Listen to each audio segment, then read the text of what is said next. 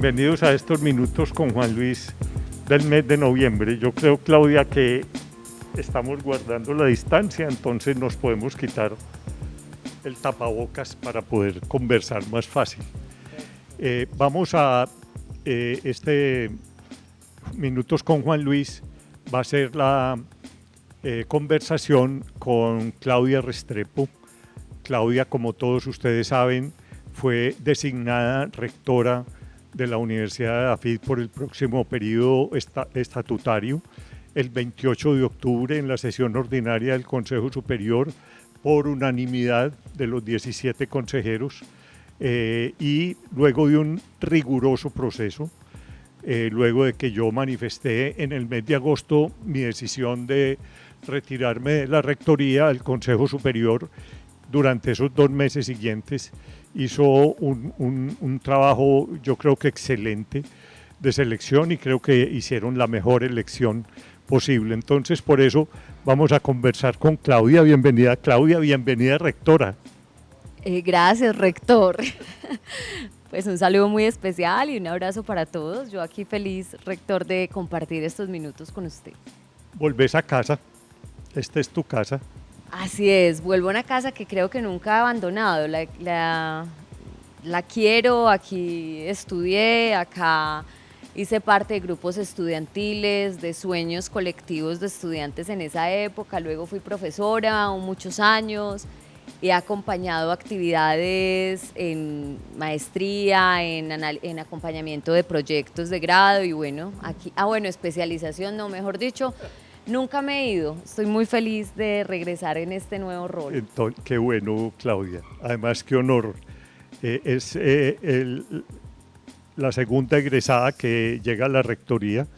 El primero fue el doctor Monsalve y luego Claudia es la segunda persona que es egresada de la universidad y que llega a la rectoría y es la primera mujer, que creo que ha sido una de las cosas que más se ha resaltado en las redes.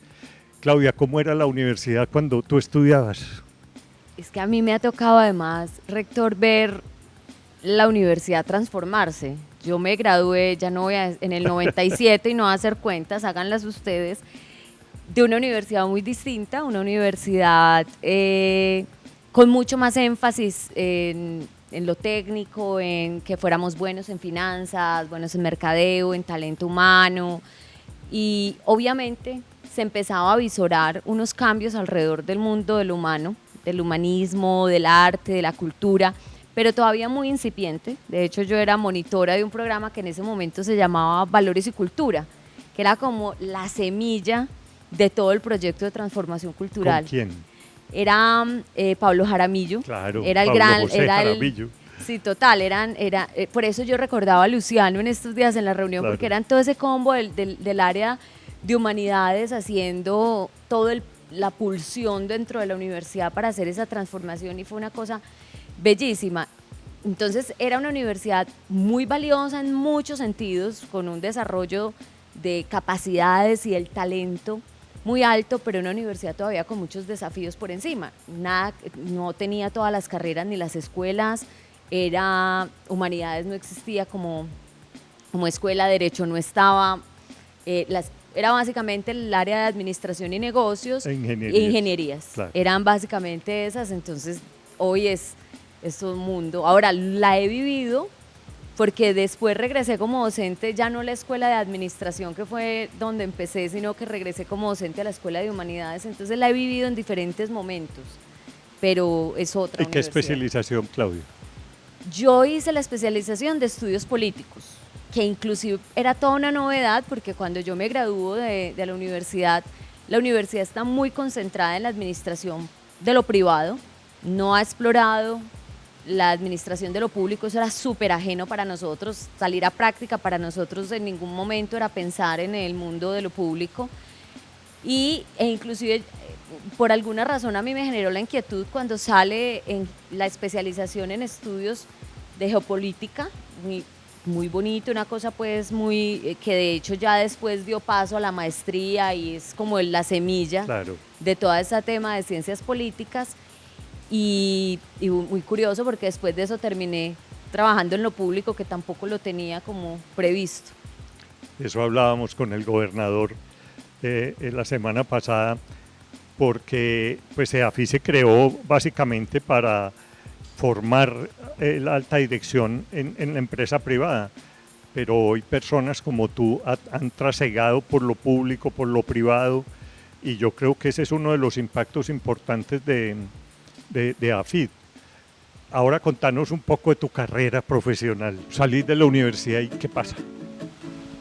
Bueno, yo tuve una trayectoria muy bonita, muy especial, porque yo me gradué de la universidad y obviamente después de haber trasegado en el mundo como de las organizaciones estudiantiles, del liderazgo, salí con una sensibilidad al servicio muy alta, e inclusive me acuerdo graduándome, me acuerdo el número de la silla de mis grados, que era la 44, y me siento yo y digo, ¿yo qué voy a hacer? Y dije, quiero dedicarme al servicio. Y ese día, inclusive en la mañana, me habían elegido para trabajar en Corpaul, que era la corporación, que es todavía la corporación del Hospital San Vicente de Paúl. Lo que pasa es que en esa época tenía un rol muy importante porque era la fuente fundamental de recursos que sostenían al Hospital San Vicente. Y allí entré como directora de comunicaciones, que es curiosísimo porque era administradora, pero la visión allí era muy de comunicación pública, estratégica, entonces fue una mirada. Luego seguí como subdirectora administrativa, estuve 6 años, y de esos accidentes y esas circunstancias de la vida me pidieron que si acompañaba un empalme al gobernador de Antioquia. Yo no sabía de qué se trataba de los empalmes, ni sabía que cuando la gente iba a los empalmes era porque se estimaba que ellos iban a ser parte del gabinete. Yo lo hice con toda la disciplina y el juicio y me fui de vacaciones.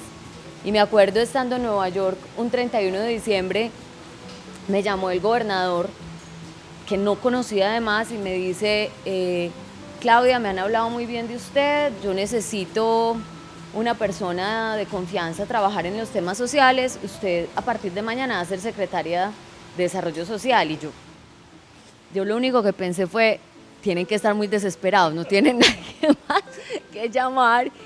Y ahí empecé. No, me acuerdo que ahí tuve un profesor gigante, en mi jefe, que era el director de Corpaul, y en esa junta estaba Nicanor Restrepo, había una junta muy valiosa, y me acuerdo que en ese momento el mensaje fue, Claudia, pase por lo público, que eso es una maestría, todos tenemos que hacer esa tarea.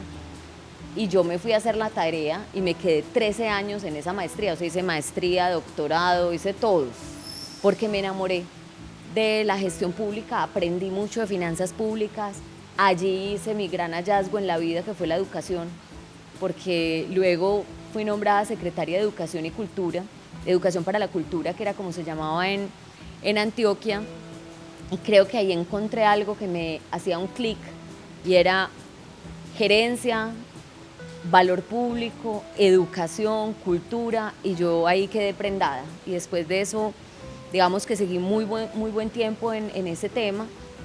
Luego termino trabajando en la gerencia del metro, y cuando cierro mi paso por el metro digo, ya creo que es suficiente lo público, ya hice mi servicio militar con todo el amor, y decidí volver ya a lo privado. Yo para ese momento había hecho una maestría ya en filosofía.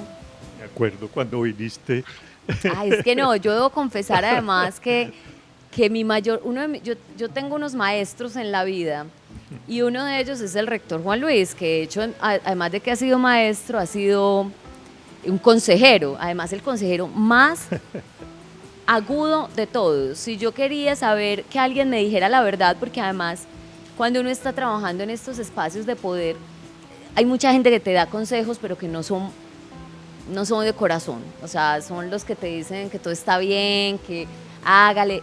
No, Juan Luis siempre era no se meta en eso no es para usted. Pero es que venía a consultarme unos chicharrones que le ofrecían, y yo le decía, pero no te vas a meter ahí. Era mi consejero, además yo siempre decía, y debo confesar algo, cuando en algún momento me dijeron sobre participar en el proceso de la rectoría, lo más difícil era a quién le consulto, si no le puedo consultar a mi consultor de primera línea, que es Juan Luis.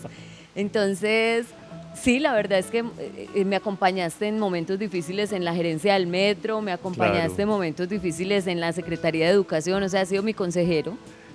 Pero yo creo, y estoy de acuerdo contigo, que uno debe y el servicio de lo público que tiene pues muchos sinsabores, pero también muchas satisfacciones, porque es la manera de realmente de aportarle a la sociedad, de conocer, por ejemplo, el departamento.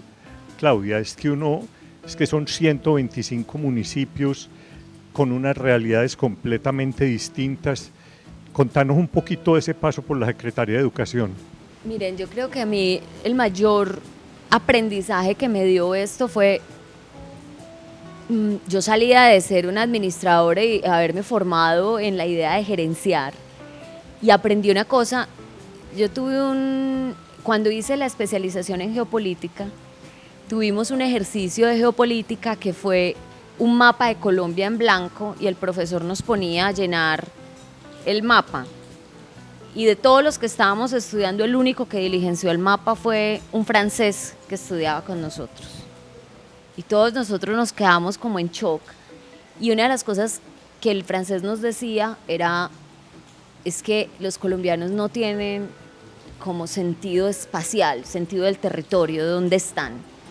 Y a mí eso me quedó muy marcado, porque vi tú que al año y medio yo empecé a trabajar en la gobernación y me di cuenta que yo no sabía cuántos municipios tenía el departamento, no sabía cuántas subregiones tenía, no tenía la dimensión de lo que era la región, las realidades, saber que Antioquia tiene mar y que uno no se identifica con el mar. Más de 300 kilómetros. Es una costa, la costa más larga que tenemos nosotros, y la verdad es que uno no se siente identificado con el Bullerengue, ni se siente identificado con esas zonas, y entonces para mí fue como si me hubieran quitado un velo y yo hubiera descubierto un mundo.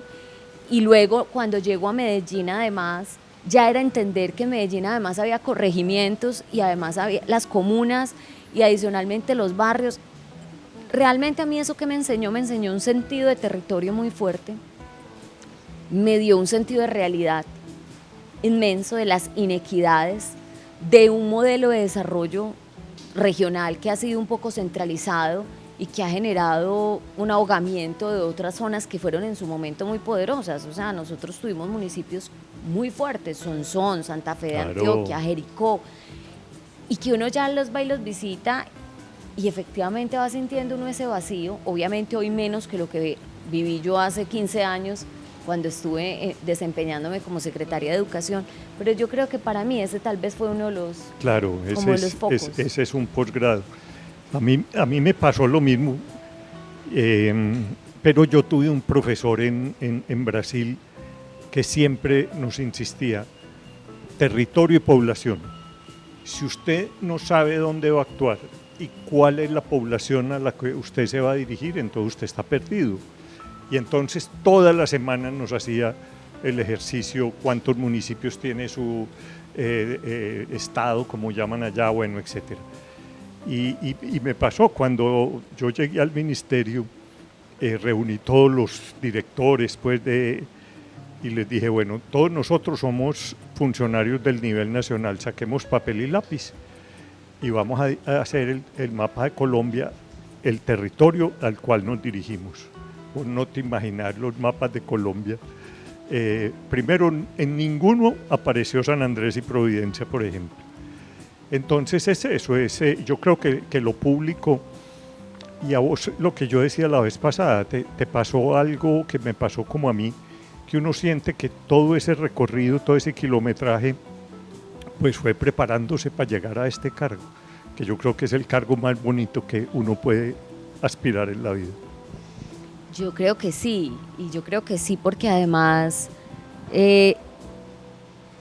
digamos que uno va aprendiendo a la medida en que va desarrollando su vida y va entendiendo un montón de variables que hoy la educación les ofrece con más apertura. O sea, yo me sentía, por ejemplo, feliz enseñando Colombia en el ámbito internacional, porque de paso identificaba Colombia, les hablaba de las regiones, les hablaba de otros espacios, Entonces yo creo que eso ha generado un valor mucho más fuerte en la educación. En nuestro caso, a nosotros nos tocó entender, madurar también a medida que el territorio ha ido madurando. Empezar a entender que Colombia tiene una historia, Antioquia, Medellín, entonces es como una parte de la maestría. Y ahora regresar a la universidad con una dinámica además tan amplia, la universidad, ese mundo que va de las ciencias al humanismo, con este poderío, es como llegar a ese lugar donde uno dice, bueno, desde aquí podemos, esta universidad es como muestra de cómo ha trascendido nuestra sociedad y todo lo que puede trascender más. Es decir, uno acá realmente uno siente que esta universidad ha dado unas vueltas en estos años que uno no se alcanza a imaginar cuántas más va a dar. Uno dice, ¿cuánto irá a hacer esto en 5 años, en 10 años? ¿Cómo irá a hacer esta universidad? Porque si algo ve uno es como la rapidez con la que muta. Es una universidad que no es lo normal, que las universidades suelen ser muy lentas para cambiar, porque digamos la educación es muy fuerte en sus regulaciones, en sus cosas, pero esta universidad se ha reinventado. Esa frase me imagino lo que sea. Tan lapidaria de Ortega y Gasset, ¿no? Que hay dos instituciones que por la naturaleza de sus integrantes son muy difíciles de cambiar, que son los cementerios y las universidades. Tal cual. Pero esta universidad tiene una dinámica interna, Claudia, que la vas a vivir, bueno, ya la vivís, y es eso, un deseo de transformación permanente. Tendremos oportunidad de hablar muchas veces. Lo que te queríamos era dar esta bienvenida, regresas a tu casa. Yo no te deseo suerte porque sé que la suerte es el azar. Yo lo que sé es que por tus capacidades vas a ser una excelente rectoría, que vas a marcar un hito en EAFIT y te queríamos dar esta bienvenida, que seas muy feliz en EAFIT como lo fui yo estos 16 años. Pues, rector, primero gracias. Me conmueve profundamente porque sé además lo exigente que eres contigo y con todo, y que hayas estado acá, porque cada vez que uno está en un lugar es una elección, elige la universidad, pero también elige el que está acá. Entonces, lo primero es darle un abrazo, un saludo a toda la comunidad de afitense, decirles que yo estoy absolutamente emocionada de estar aquí, llena de gratitud por el maestro que he tenido, clara que vas a estar acá durante mucho tiempo más, porque cuando la sabiduría está ahí, es la que nos ayuda y nos va a orientar por mucho más tiempo. Entonces, darte las gracias y decirte que no solo vamos a tener muchas conversaciones, sino que vamos a hacer muchas cosas juntos. Y entonces nos vemos en el mes de diciembre con los últimos minutos con Juan Luis. Buen mes de noviembre.